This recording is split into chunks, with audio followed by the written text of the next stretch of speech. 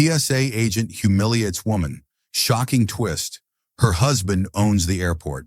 It was a warm summer afternoon at Golden Gate International Airport, bustling with the usual crowd of travelers hurrying to catch their flights. Among them was Cassandra, an elegant woman in her late 20s, dressed in a stunning white gown. She wasn't your typical traveler, though. She was returning from a charity gala hosted in the airport's private wing. Her husband, Marcus, was the silent force behind the success of the event, though few knew him by sight. Marcus had carefully curated his life to maintain a low profile, despite being the sole owner of the very airport Cassandra now stood in. Cassandra moved with grace through the TSA checkpoint, carrying herself with confidence. But today, the universe seemed to have other plans.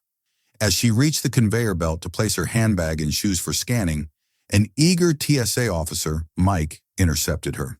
With a smug grin, he said, "Miss, step over here for a random screening." Cassandra frowned slightly but complied, aware of the procedures. She wasn't one to make a scene. Mike, however, seemed to revel in her inconvenience. He waved to his partner, Joe, another TSA officer with an equally mischievous glint in his eye. The two men led her to the inspection area, where passengers were required to undergo more invasive checks. Mike leaned in and said, "Ma'am, we need to inspect your dress. You know, safety regulations." His partner, Joe, chuckled softly, as if this were some inside joke. "My dress? That's absurd," Cassandra replied, her tone firm. She wasn't angry yet, but the implication was starting to irk her. "Rules are rules, miss," Mike said, barely hiding his amusement. Without giving her much of a choice, he grabbed the hem of her dress and tugged at it under the pretext of checking for concealed items. In the process, a sharp sound of fabric tearing echoed through the checkpoint. Cassandra froze in shock. Her expensive designer gown, a piece worth more than their annual salaries combined, had been ripped. The tear exposed part of her shoulder and back, leaving her humiliated.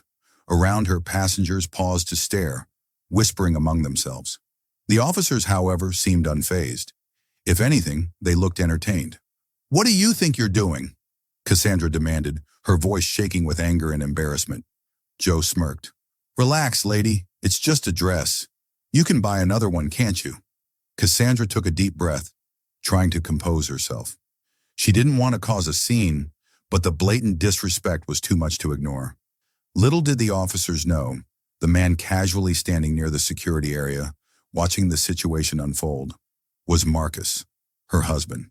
Marcus had been observing everything from a distance, dressed in a tailored navy blue suit, blending in like any other businessman. He had deliberately stayed back, letting his wife navigate the terminal independently. But when he saw the officers manhandling Cassandra and laughing at her expense, something in him snapped. Quietly, Marcus walked over to the scene. He didn't announce himself or demand immediate action. Instead, he simply placed a comforting hand on Cassandra's shoulder. She turned to see his familiar, calm face and felt a wave of relief. "Who are you?" Mike asked, his tone dismissive as he glanced at Marcus. Marcus smiled faintly, his composure betraying none of the rage bubbling beneath the surface. "I'm her husband," he said simply. Joe scoffed. "All right, buddy, move along. This is official TSA business." Ignoring them, Marcus pulled out his phone and made a single call. "It's Marcus. I need the head of TSA at Golden Gate International at Checkpoint B immediately," he said calmly as though ordering coffee. The officers exchanged confused looks, but Marcus didn't offer an explanation. Instead, he draped his suit jacket over Cassandra's shoulders, shielding her torn dress from further gawking. Within minutes, a flurry of activity erupted in the terminal. The regional director of TSA, along with several senior officials, arrived at the checkpoint, visibly nervous. The director's face turned pale as he recognized Marcus. "Mr. Holloway, I wasn't aware you were here," the director stammered. "I own the place. Of course I'm here," Marcus replied, his tone sharp. "Your officers just humiliated my wife in front of hundreds of travelers. They ripped her dress, laughed about it, and acted like it was entertainment." The director turned to Mike and Joe, who now looked less smug and more panicked. "Is this true?" he demanded. "Well, sir, we were just following protocol," Mike began, but Marcus cut him off. "Protocol?" Marcus repeated, his voice rising slightly. "What protocol involves ripping someone's clothing and mocking them? What protocol allows this level of unprofessional behavior?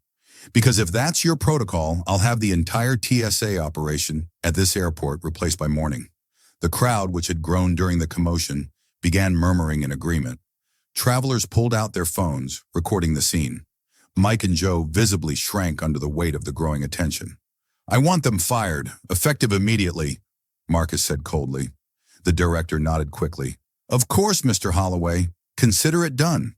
And one more thing, Marcus added. Issue a public apology to my wife, right here, right now. The director hesitated but saw no other option. He turned to Cassandra and said, Mrs. Holloway, on behalf of the TSA, I deeply apologize for the unacceptable behavior of these officers. This is not reflective of our values, and I assure you, disciplinary action will be taken. Cassandra nodded, accepting the apology but saying nothing. She was still shaken but felt vindicated by her husband's unwavering support. As the disgraced officers were escorted away, Marcus turned to Cassandra. Let's go, he said softly, guiding her away from the chaos. As they walked toward the private terminal, Cassandra looked up at him and smiled faintly. You didn't have to do all that. Marcus shook his head. No one disrespects you.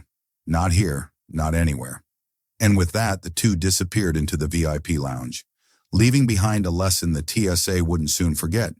Never underestimate the quiet man in the corner, or his wife.